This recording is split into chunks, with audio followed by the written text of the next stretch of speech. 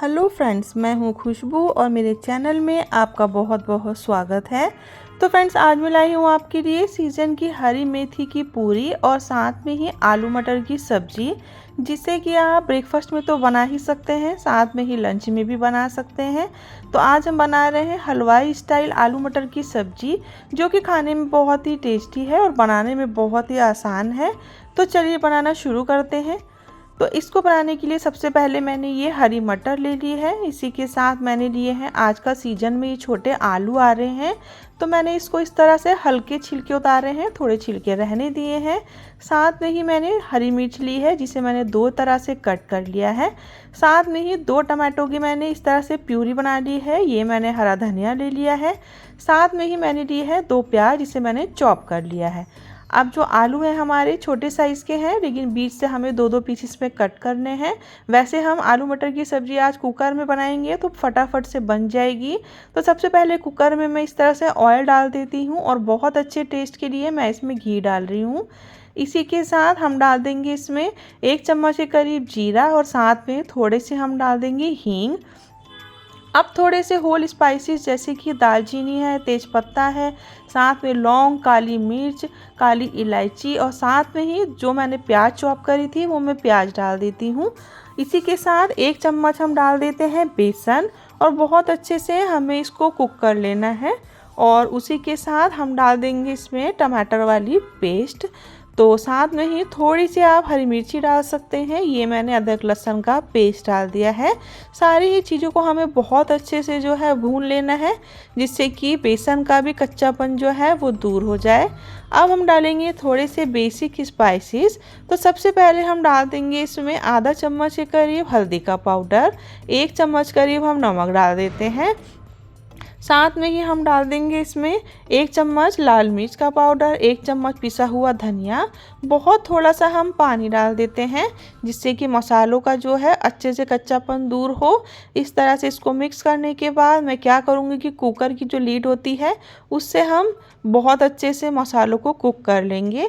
आधा चम्मच गरम मसाला, आधा चम्मच काला नमक, आधा चम्मच कश्मीरी कलर और बहुत थोड़ा सा ही मैं हरा धनिया डाल देती हूँ। और सबको अच्छे से मिक्स करने के लिए, जैसे कि मैंने कहा कि मसालों को हम अच्छे से कुक कर लेंगे, तो मैं इस तरह से हाफ में लीड लगा देती हूँ। अब आप देख रहे होंगे कि ऑयल हमारा जो है बहुत अच्छे से सेपरेट हो गया है। तो इस तरह से इसको मिक्स करने के बाद हम डाल देंगे इसमें जो हमने आलू काट के रखे थे, साथ में ही मटर भी डाल देंगे और बहुत अच्छे से थोड़ी देर हमें इसको जो है भून लेना है, जिससे कि सारे मसाले वगैरह जो हैं वो बहुत अच्छे से इसमें मिक्स हो जाए। अब हमें एक चीज़ का ध्यान रखना है कि पानी हमें हमेशा गर्म डालना होता है।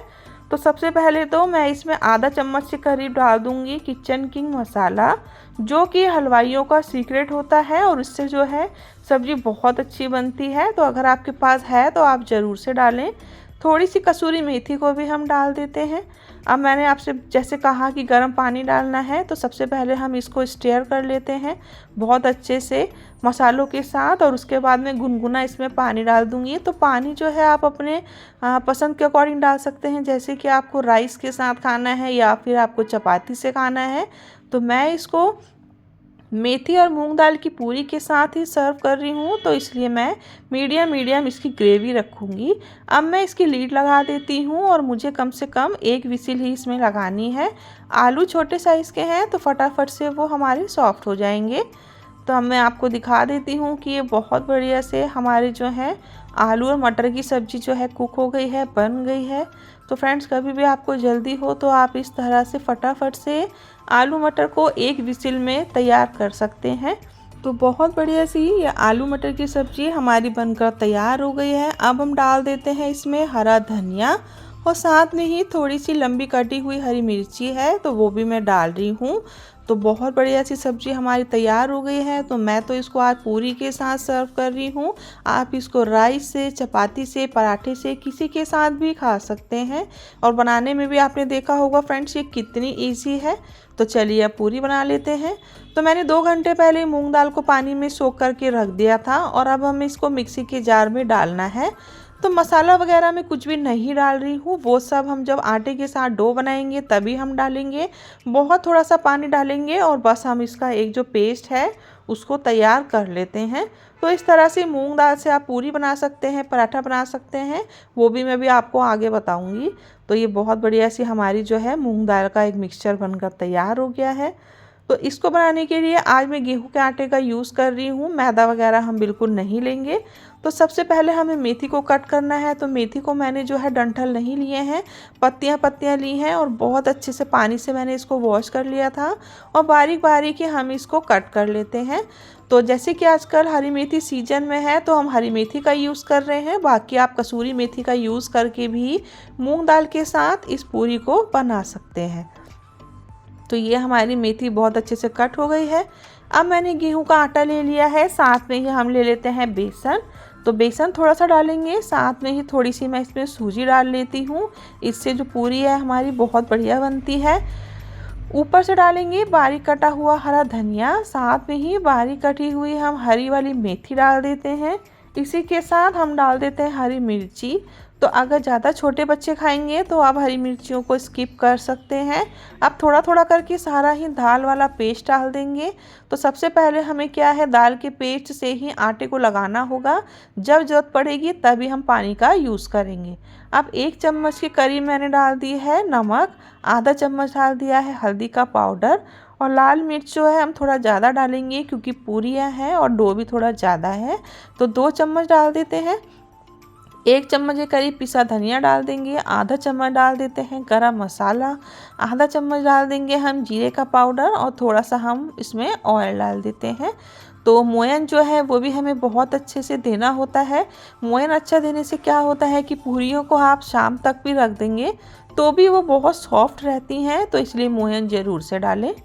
अब बहुत थोड़ा थोड़ा पानी लेने के बाद हम जो है इसका सॉफ्ट सा डो लगा लेंगे और उसके बाद कम से कम 15 से 20 मिनट हमें रेस्ट के लिए इसको रखना होता है, जिससे कि आटा बहुत अच्छा हो जाए। तो आपने देखा होगा कभी भी हम हैंड टू हैंड अगर आटे को लगाने के बाद पूरी या पराठा बनाते हैं तो उसके साइड्स जो हैं वो क्रैक्स हो जाते हैं।